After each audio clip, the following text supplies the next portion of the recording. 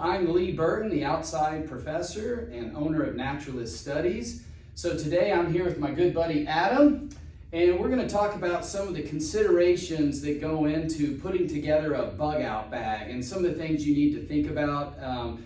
It's very specific to your particular situation, where you live and what's important to you, but there's some generalities, so we're going to cover that. So thank you for joining me, Adam. Hey, great to be here. I'm excited to hear your thoughts on my bug out bag. This is the first time I've put together a bug out bag. It's taken me close to about a year, and there's some things I'm probably still missing, but I don't know what those are, and hopefully you can point those out. Well, we'll take a look. So let's first thing talk about your bag itself. The features of it, and even before we get into that, how did you choose this bag and why? So I chose this bag for two reasons. One, I did not want a military looking bag, so I chose this Vertex one. And why was that? Why did you not want a military looking, camouflage looking one? Yeah, I didn't want to potentially be a target. I've heard that people who have military looking bags, other people who are in a predator sense, a hostile sense, will possibly go after people with military looking bags, thinking that they have like ammunition in them, guns, really great. So you don't want to draw attention to yourself. Exactly. Okay, all right, that's understandable. The blue as well. Okay. This looks like a JanSport high schooler's backpack from 50 to 75 yards away. Okay, all right, great. And then what are some of the main features that attracted you to this? One, it's got this really interesting system up here where I can have it built out like this, or I can unhook it, and it's got really fantastic secure hooks here. Oh, that's and great. I can fold this out really quickly. It just depends on how I want to pack it. For it being a bug out bag, I like it being packed like this. Here is the MOLLE webbing, which can be considered, military-esque. This gets rolled up and stuffed underneath here. So if I do want to strap things in, I can. That's great. I love these because you can do a lot with that. And so it's very versatile as is. I also chose it because I did not want a bag over 40 liters because I will overpack. But I also did not want a bag under 32 liters. So I think this comes in at 38. Okay. Which I think is, it gives me enough room to get what I really need in here. And also, it gives me the ability to not overpack and not be too heavy. And I think it's water resistant at least. I don't think these zips are actually a dry bag waterproof, but still it looks like you have some protection. Yeah, for the price I paid for this, I hope it is water resistant. Okay, so we're in the South right now in the U.S. It's very hot down here. You can have heavy downpours, but outside of winter, you probably don't have to worry too much about, your bag, getting destroyed in bad weather and constant rain. However, if you did, depending again, you moved up north or rainier climate, you can get a shell to put over this potentially, or you could make your own just using a garbage bag or something which has multi-function. So I like that. I think that's great. And tell me just a little bit about, padding, comfort, and yeah. So another major reason I chose this bag was for these heavy-duty straps. They've got padding here, so if I do have to walk a long distance, my shoulders are not going to get too beat up. It does have a shoulder strap that comes across for, I guess, added stability and comfort. And it has a hip one as well. However, this hip one, it doesn't have like the straps that usually go on your hips. Yeah. But it's difficult to find a bag that has 100% of what you're looking for. And this bag has a lot of what I felt I needed, and that adds weight too as well. And if you don't have that big of a bag, that heavy, then that's not as much a necessity. And it's extremely versatile. It's got plenty of pockets, but it's got what I think are smart pockets. It's not pockets just to have pockets. Yeah, is it one main pocket on the inside? Yep, and it opens up fairly easy. Let me just tuck this in here, and boom. Yeah, I like that. That, And you've got some nice padding here on the back. Yep. And keep your sweat out. Yeah, and then just, easy access pockets on the side here. Does this open up this side one into the main compartment? No, you have a nice side compartment there. Look at that. Yeah, and Sorry. side compartments. Yeah, that's great. Look at that. You got a private little space here. I love that. And it has one feature that I don't think that anyone really thought about ever putting on a bag, but it's got this just really nice Oh, like pickup handle here. I mean, you've got this one too. yeah. But this, it just is really ergonomic, and I use this more than I use this. Interesting. And it's just a fun feature, fun find, and I can go ahead and then it's got a top bag up here for where I like to think the most important items I may need. Oh, really? So it's got a separate pocket up here? Oh, wow. Very nice. Okay. Yep. And it's large enough so you can put some big items, but it's not too large where you're gonna have like tons of small items, and it's. I love the big packs that have a detachable lid, Mm-hmm. and so and easy access. So I love this. It's not detachable, obviously you don't need it on a bag this small, and then it's got one main compartment on the inside, right? Yep, one main compartment, and Okay. these zippers, they come all the way down, and So you can just completely lay it open. Completely Okay. lay it open. Yep. Well, great. Well, let's take a look now. We're talking about Adam's bug out bag, and let's look now at what you do, you take with you, particular to this area you live in terms of protecting yourself from the elements. And again, you could be bugging out for a variety of situations. It could be, a natural disaster. Obviously, that's one of the most common. In that particular case, obviously, you could have some inclement weather. So how do you prepare for that, and what do you have stocked in this bag? Again, we're in a warmer climate in the south, but it does get cold in the winter here as well. Yeah. So there's a couple things. One, I have a easy access bandana pull out. I can dry my face off. I can use it as a headband. Headscarf. Headscarf. A lot of uses for it. I also have a wool blanket, so if I'm cold, I can get wrapped up in this. And if it is raining, this will help retain heat. That's why you chose wool? Yeah. Yeah, great choice. Yep. And it's thick, so it's large. I think it's like 72 by 90, some standard. And it's pretty soft. I don't know if it's smart wool, but this actually feels pretty comfortable. Yep. And I can lay this on the ground as a pad to keep my body off the ground, as I have a sleep system in here. So my main piece of clothing to keep me warm and keep me dry is my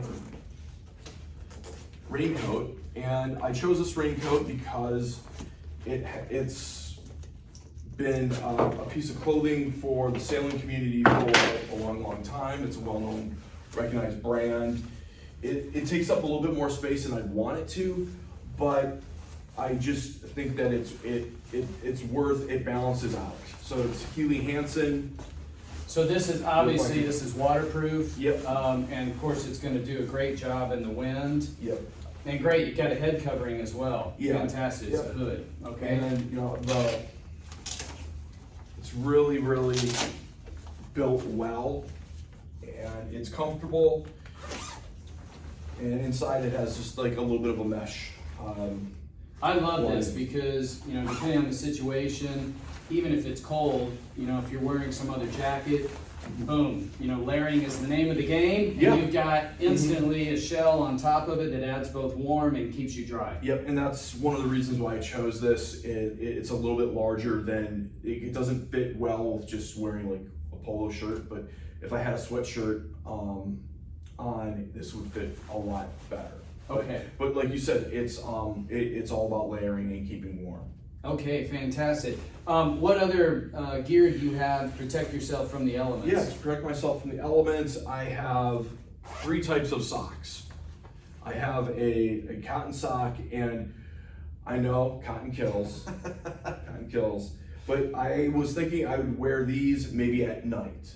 Okay. To keep my feet warm at night. And to be fair, I don't know, depending on the situation, again, if you're up in the Arctic, I don't know if cotton will kill in your feet, but the thing I always have with it is once it gets wet, first it loses its insulation value, and then your blister potential goes up. Mhm. But at night, you want something, you want a little extra warmth, you want some comfort. I understand it. And maybe I'm overpacking. I'm thinking with the bug out bag, hopefully I won't need it for more than 48 hours to get to where I want to go. But if I am needing it for more than 48 hours, I do have some creature comforts to keep my motivation, my senses. Yeah, that's important. Your psychology. Yeah. Stay positive. Yeah. Nothing like staying warm. Yeah. So that was. And you have another pair in there as well? This is, I started with the most controversial. Oh, okay, all right. Get that out of the way. Okay. And then, these are some sort of microfiber, smart wool. I got these at Bass Pro Shop. I've used these multiple times. These are clean. And they fit great. They're snug to my feet. My feet feel good at the end of the day after wearing these. And I always take these when I go camping. And I think the biggest thing is, if you're going to wear socks at night, change them out, dry your other ones out, let them get air out. I recommend, even if you don't want to sleep, air out your feet for a while if you have a campfire or something. So that's great. Yeah. And do you have one other pair? Yeah, as well? one other pair. This is more like a liner, I guess. But I love these. These, if it gets a little chilly, I can put these on. My feet will be warm. If it's a little chilly and I'm wearing these, I'll be uncomfortable. Those look really thin. Yep, those are super thin. Wow. And I can also wear these easily over those. So I love these things. Mm-hmm. So, and there's a couple of reasons. When I was a kid just growing up playing sports, one of my coaches taught me this. These are great blister prevention because if you wear them under your other socks, then what you don't want happening is your sock sticking to your insole and then your foot sliding against your sock. That's how you get blisters. And so these have a very low coefficient of friction. Yeah. So they'll stay on your foot, and if your foot does move, you hope your outside sock doesn't get stuck to the insole. But if it does, then these will slide against it, so it's not your skin. And they're very breathable. I call them old man socks. They're like the 1940s, 50s. Socks that men wore to work usually. My dad had a bunch of them, and so they're easy to get and they're cheap. These are fantastic. Yep. 2 more items. I have a basic wool hat here. And we're in Texas, but if there is a major snowstorm like we had 3 years ago, and I'm stuck on the side of the road, pairing this hat with this hood, I will be very comfortable. Well, even outside of winter, we still have about 7 months here, something like that, of the year where you can get some nasty cold fronts in, changes the weather immediately. Mm-hmm. Can drop 30, 40 degrees. So that's great to have that with you. And then if I'm not traveling alone, I have somebody with me and they're not prepared, I still have the hood on this and I can give them this. And again, you can layer up. Yep. Fantastic. The last item is just a simple sleeping bag, emergency sleeping bag. Hopefully I can get to where I need to go in less than 12 hours, but certain realities I may face, I may not be able to. So I do have a sleeping bag and I can get into this and you pair it with this and I should be fairly warm and comfortable. Yeah, you can at least survive the night down here most of the time except in extreme conditions.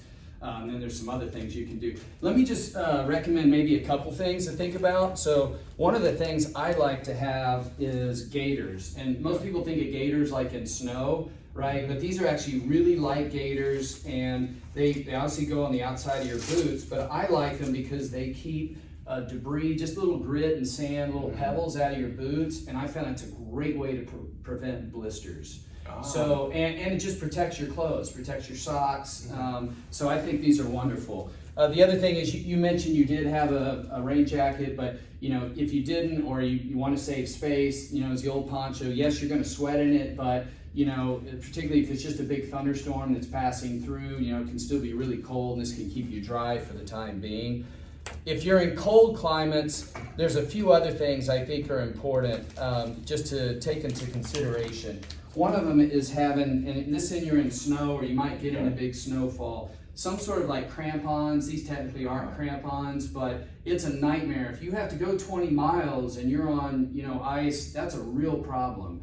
So, you know, down here again, this is not something you would need, but up north, you mentioned warmth, obviously. One of the things here would be, this is an emergency blanket, and it's just one of these basically, I call these microwave.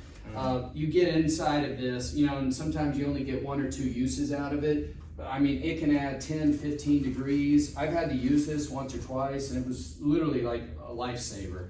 And then, you know, if you think you're, again, going to be in the north, and I think you have gloves as well, correct? Yeah. You know the bag better than I do, Professor. Well, I just saw them hanging off when you came in. So. I do have actually 2 sets of gloves in here. I've got more of like a work type of glove, where if I'm having to carry something heavy, wood or something, I can put these on. But also, they're thick enough to keep my hands warm. I have another pair somewhere in here that are more for just, you know, hanging around the campfire. Okay, all right. Well, and that's great. And again, if you needed to supplement or in an emergency, let's say that you didn't have those gloves, you didn't expect it, you get a northern coming through, you know, having these little hand warmers or foot warmers, in fact, you can even put a pair of socks on your hands, slip these inside or inside your boot at night. Again, it can make all the difference in the world, even if it's just your psychology, right? So, okay. So Adam, let's talk about your bug out bag, and what do you have in terms of being able to make fire?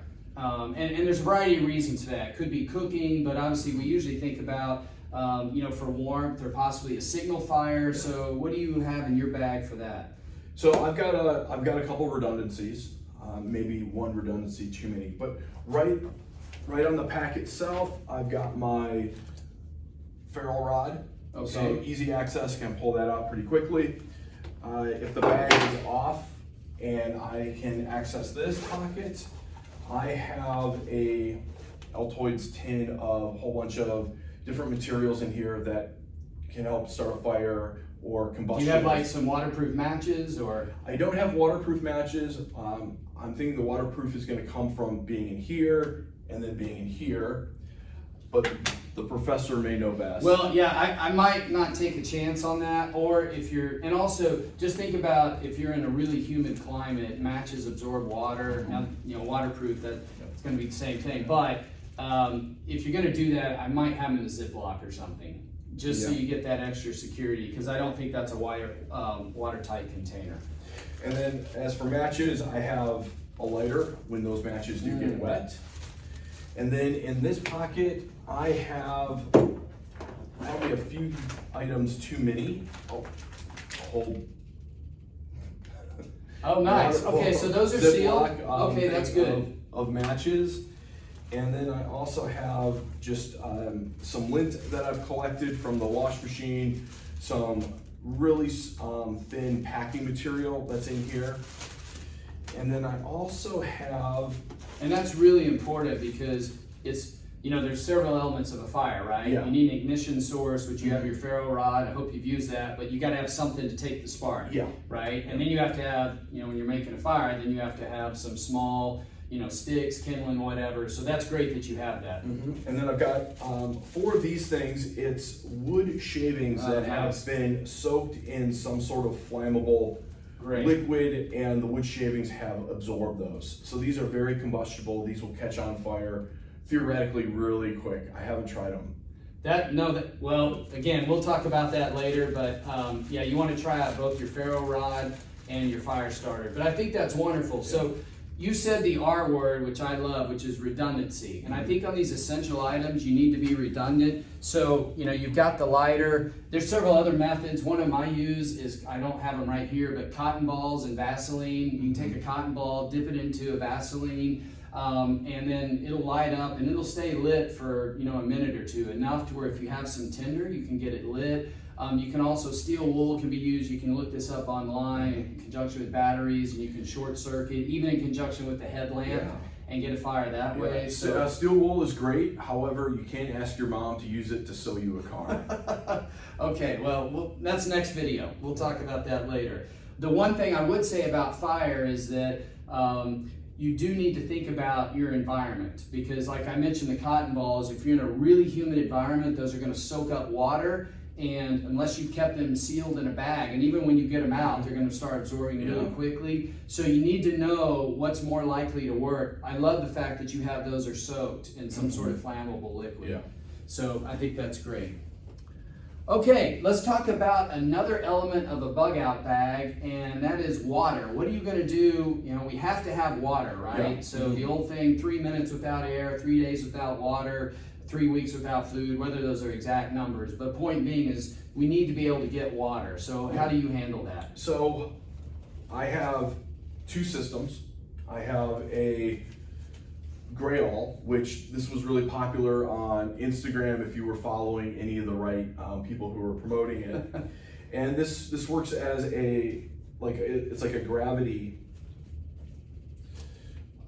filter. Is you scoop it. What I like versus some of the other filters versus like a Life Straw is this is gravity, so I can fill it up with water and then I press down and the filter here takes all the bad stuff and then I get all clean water in here.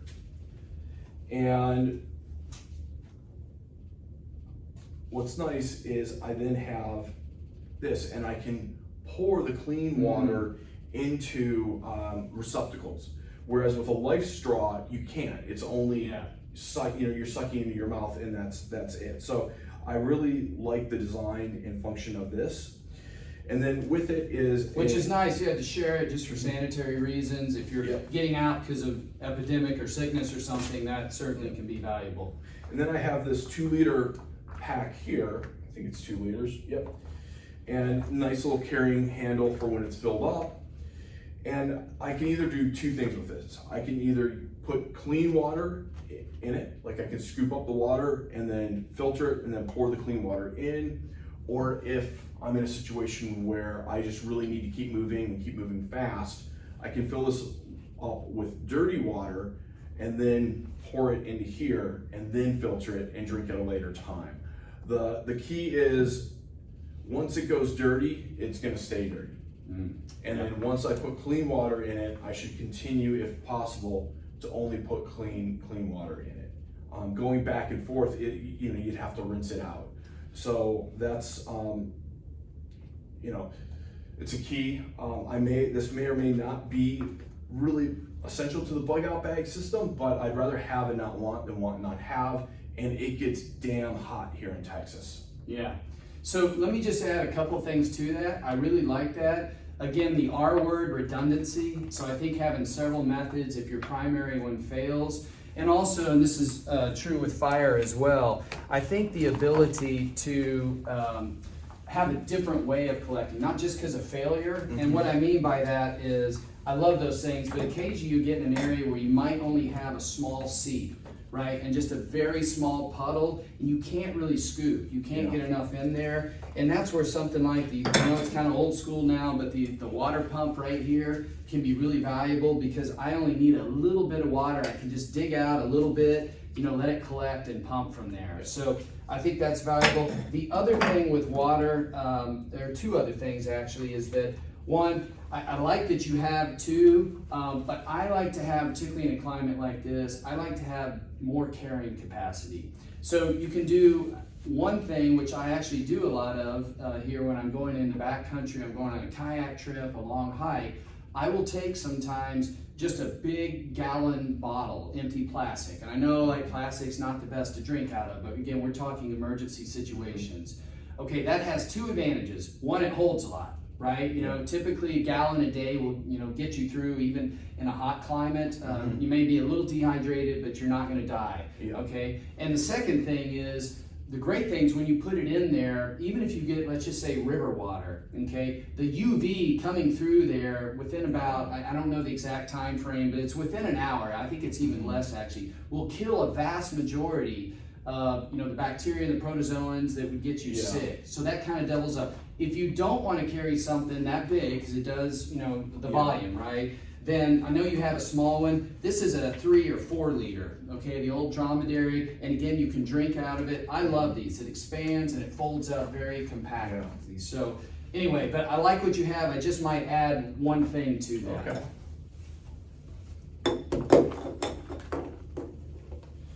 Okay, So let's talk about a bug out bag now and what you carry in there for food and some considerations around that. Yeah, so it is a bug out bag. I'm not packing MREs in this. It's designed for me to get to one place to another very quickly, hopefully within less than 24 hours. And with that, I just have a couple food items in here. And MREs are heavy, so I get that.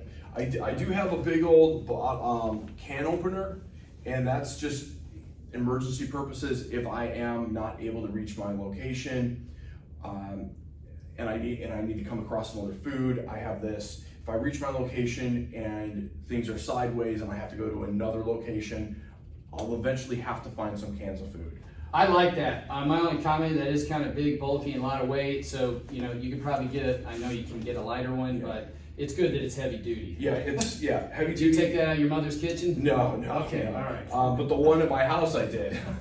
So, and this is the Ride same. Peter to pay Paul. Yeah, All right. yeah, and this is the same one that's at my house. So I'm used to using it. That's the important thing. I know it sounds silly, but can openers, some of them can be kind of tricky to figure out how to use. And for food, I have that. It's somewhere in here, or maybe I took it out from our last video. No, hold on. I do have it. I probably should label. Oh, you got, that's nice that comes out of there. Yep. So for food, I do have one package for it, and I should label it. As for this is a really nice pack. It's made by the same company. It's got Velcro on the back.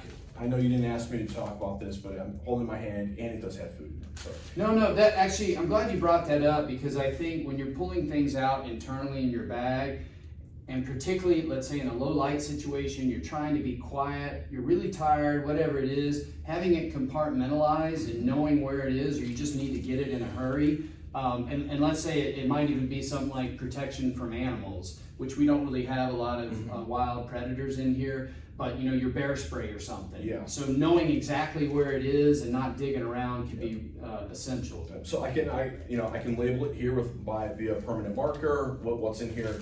It's got Velcro straps on the back, so I can attach it Nice. to a Velcro. I've got Velcro here, and I do have Velcro on the inside, so I could attach it. I just am still trying to add to the back. I'm still trying to reduce what's in the pack, so I haven't quite. No, those are real committed. handy. I like that a lot. And as for food, I do have some things compartmentalized here. I do have my breakfast section. I've got 4 bags of oatmeal. There's just a regular oatmeal, and then there's a flavored one.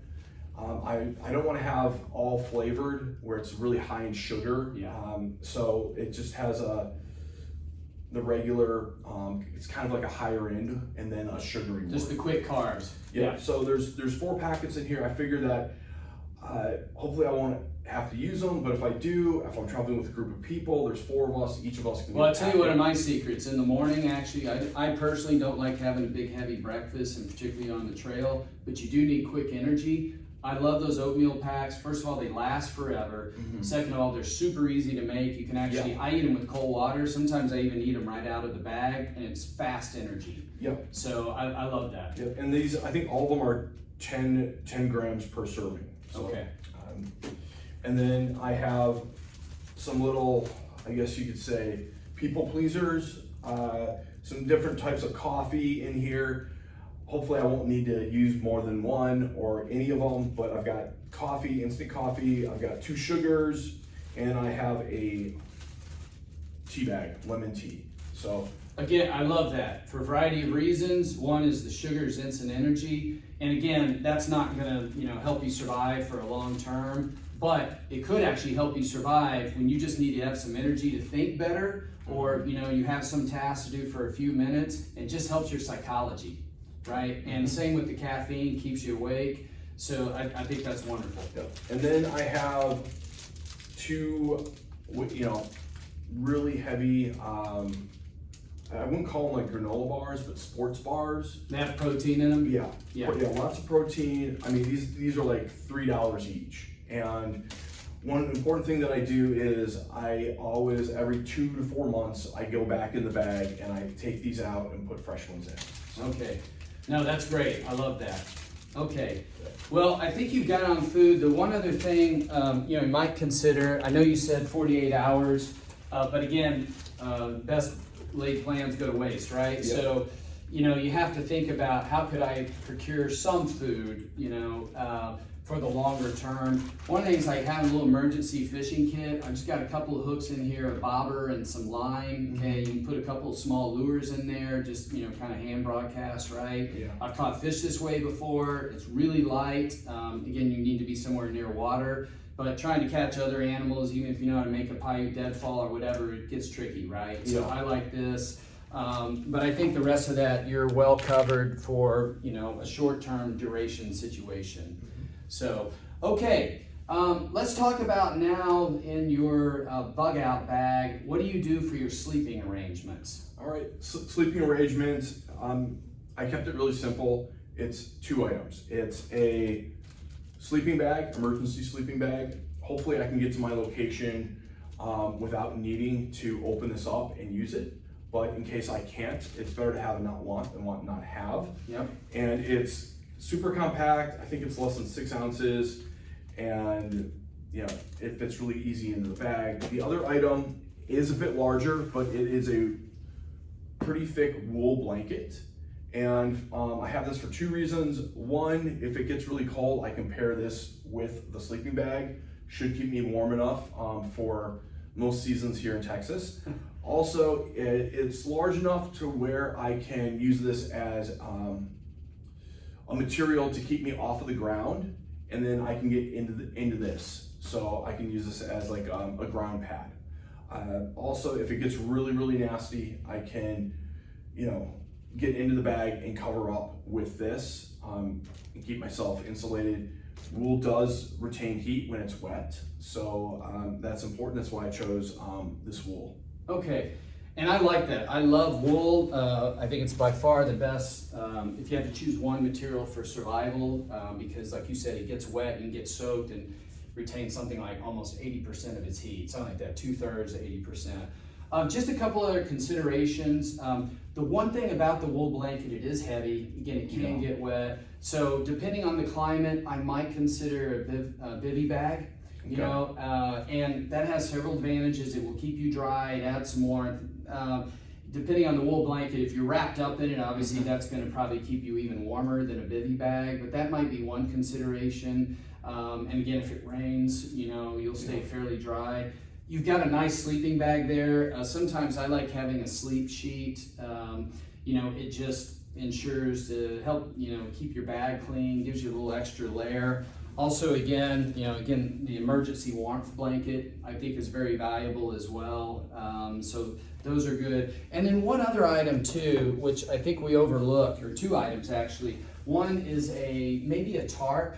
And there's a number of reasons. The tarp's really light, it folds up. A lot of them come with the tent that you buy. Yeah. So you can just take it out of your tent, put it in your bug out bag. And again, that'll keep you off the ground and keep you from your wool blanket from getting wet if the ground is soaked. You get some protection from insects and also just protecting your gear. And then the other thing too is that you can use it to make a lean-to, right? Mm-hmm. Or to get in it in the middle of the day. Let's say you're out in the desert, get out of the sun. It's just multiple uses, really light, keep the rain off of you. So for me, having a tarp is an essential in a bug out bag. The other thing, again, depending on where you are, what time of year, but maybe having some sort of mosquito netting, okay? And again, being able to keep that, it's just, you don't want to be bitten to death at night. Yeah. So, and again, the bivy bag helps with that as well. So I think that's great though. I think you have a good setup. Just might add 1 or 2 of those things in there. Okay.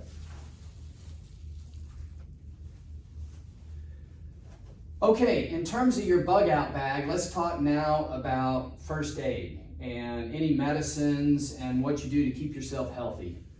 Yeah, so I bought a pretty robust first aid kit online, and I like this a lot because it came with what they say is just about every consumable item I would need in a bug out situation, and then some more.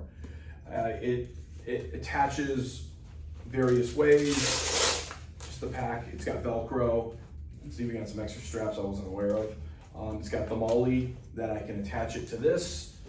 But the way I set up my bag is I can pull this off immediately and use it. I've got both zippers here so I can easily open it. And inside, everything is compartmentalized, right? I said that right? Yeah, it's a big word. Yeah, Yes, yeah. compartmentalized. Compartmentalized, and it's easily readable and labeled. So open this up. What do I need? Oh, gauze. It's right here. It says it right on the package. Again, knowing where things are. Burn kit. Boom. What is this? Burn spray. In here, I've got Rolaids. I've got some extra strength Tylenols. This is super wash. Wash your hands if you need it. And then up here, it's a mini topical mod. So it's got antiseptic wipes, lip balm, sanitizer, antibiotic, and then flip it over. Wow, even more stuff. And just wait, there's more. So scissors, tape. I don't react well to bee stings, so there is a bee sting kit in Okay, here. I was going to ask you about that. Yep. And do you have space to put any essential medicines in there that you take? I don't take essential medicines, so I'm very fortunate. But yeah, they're. Or even like ibuprofen, or I'm assuming it has some in there, Yep. obviously. So yeah. yep, already have some Okay. up in this compartment here where it's easily reachable. And see here, so it's got quick clot as well. There's something traumatic happens. I've got that.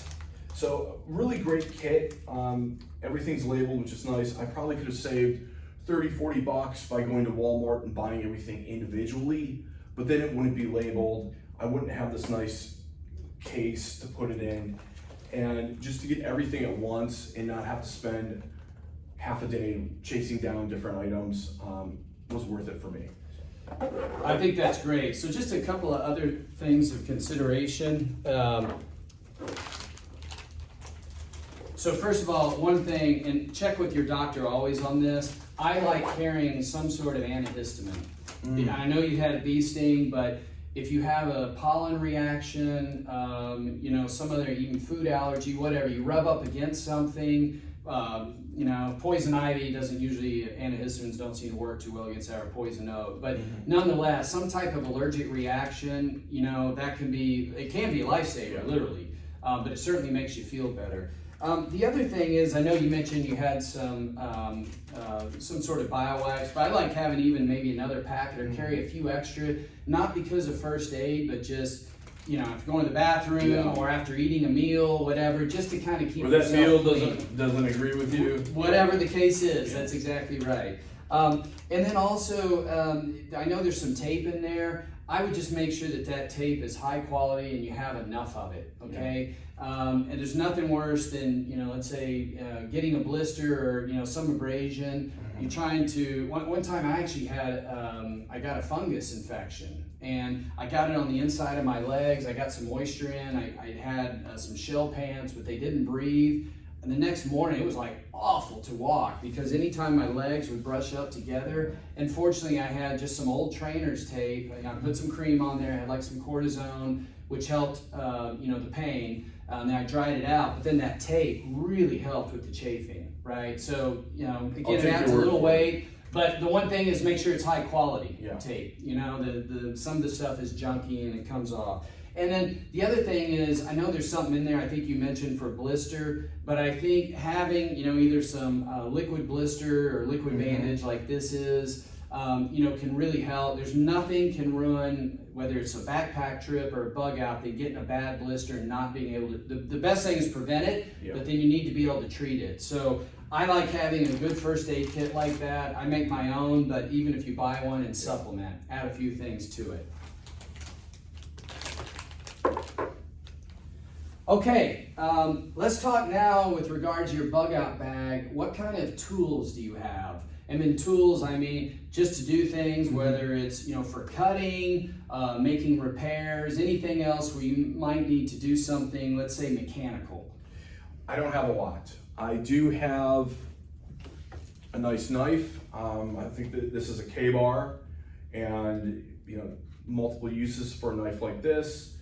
I also have on the shoulder straps a flashlight, so I can pull this off super easy, turn it on really quick. It is a USB charge though, so. Okay. Yeah, all right. Professor, I know you have some words. Well, that's all right, keep going. We'll kind of get to that. And then gloves, as well as another,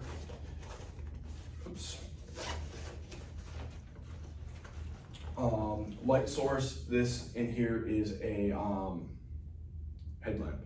Okay, great. So I Yeah. just keep it in here so it's. And that, is that run on AAA's? Yeah, it does. Okay, Yep. excellent. This one does. Okay, And as for tools, that a compass. So no mechanical repairs of a compass, but it is a tool of sorts. okay. Do you have a map? No. Okay, so again, that would be something we talked about earlier, that you should always customize your bug out bag for the area you're in, and of course part of that is having maps. And there's a couple ways of doing it.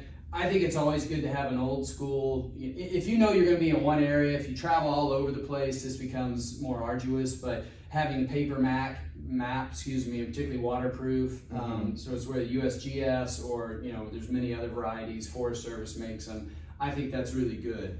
A couple of other things that you just might want to think about. I always like having, and again, I make my own on this, you can buy kits. I always like having some kind of glue. And this is epoxy here. It's very small, it's lightweight, it's really strong. So if you have to make, let's say if your boot came off, which can be a disaster if you have to go a long way, your sole came off. Okay, this can really pull you out of a bind. Super glue is great for little repairs. As well as on skin, you have a bad blister. I think that's actually how it was invented in medical and surgery, right, for emergency stitches. So I'm a big believer in that. Also, I love your knife. I think that's great. And do you have a saw as well? Oh, I do have a saw. Okay. And it's embarrassing that you know my bag better than. Well, I don't. You just look like the kind of guy that would carry a saw. So I do have it's a small hand saw, and I saw this. I was really impressed by it. It's got a nice carrying case. If I can open it, yep, that's how it opens. And boom, it's they call it the pocket, and it's not going to saw a tree, but it is going to get you some limbs that if you need to. Yeah, you get a good limb with that. Chop down wood. It's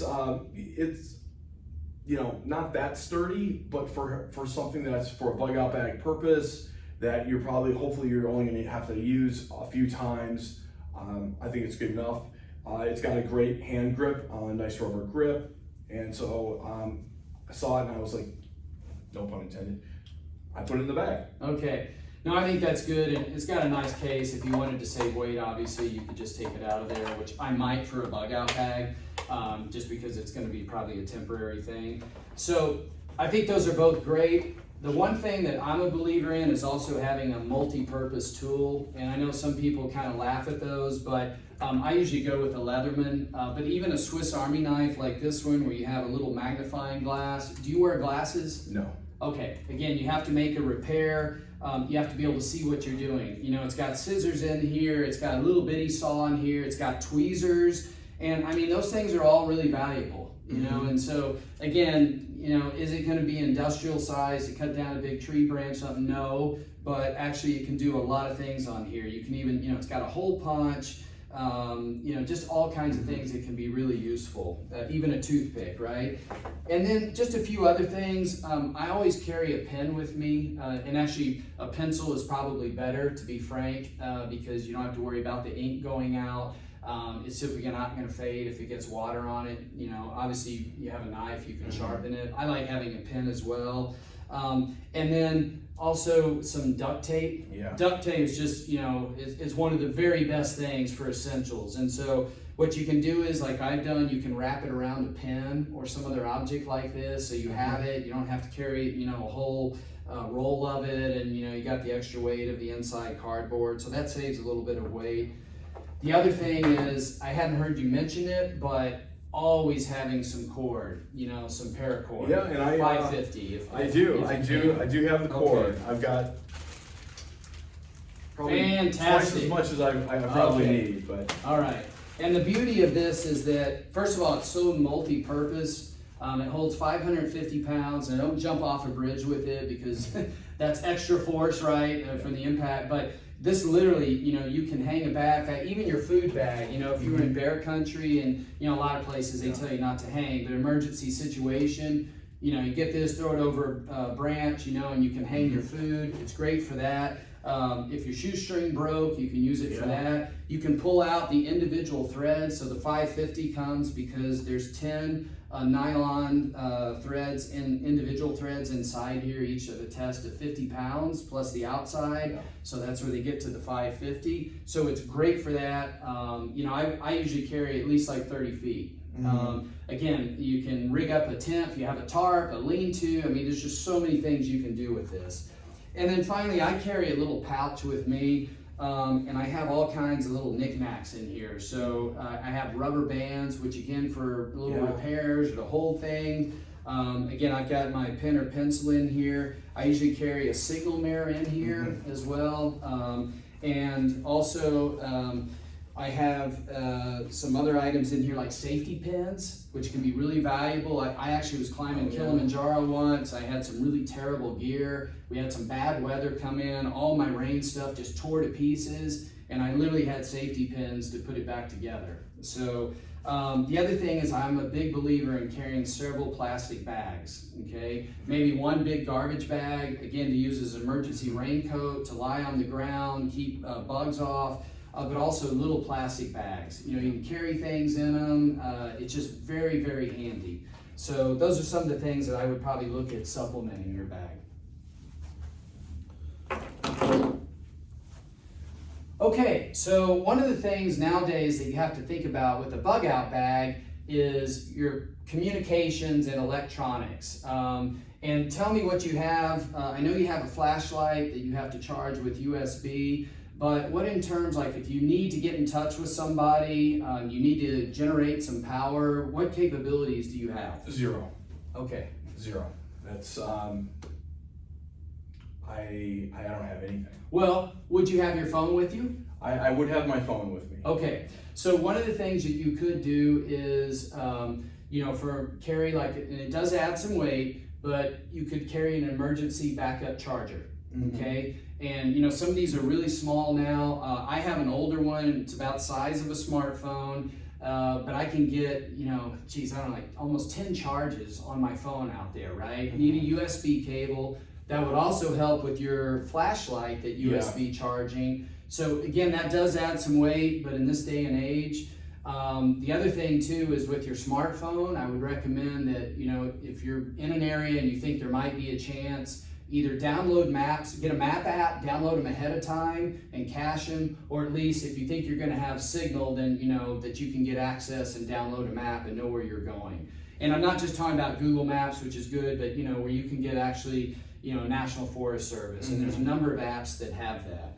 Also, 2 or 3 other things, and again, a smartphone can do a lot of this, and this is an old one, but some sort of emergency signaling. So if you're in an area where you're trying to get out, maybe it's hostile, but you get in an area you need to get rescued, where this comes with a satellite service, again, they can find you, and it's guaranteed for, I think, the entire life of the device, or however long you live, I should say. The other thing too, however long you live, well, hopefully it's a long time, right? Yeah. The other thing is people often overlook this. Carry a whistle with you. Okay, and I know a lot of times you're trying to be circumspect, right? You don't want to be visible. But again, if you just get injured, you're out in the wilderness, maybe there's people within a mile of you that could help you out, or you're in a situation where maybe there's some violence going on and you want to draw attention to yourself to get some people over to help get some eyeballs on the situation, scare away anyone that might be attacking you. A whistle is invaluable, and you can pick up one of these for cheap. I mean, I don't know, a couple dollars or something. Tie it right on your pack. You've always got it. Okay.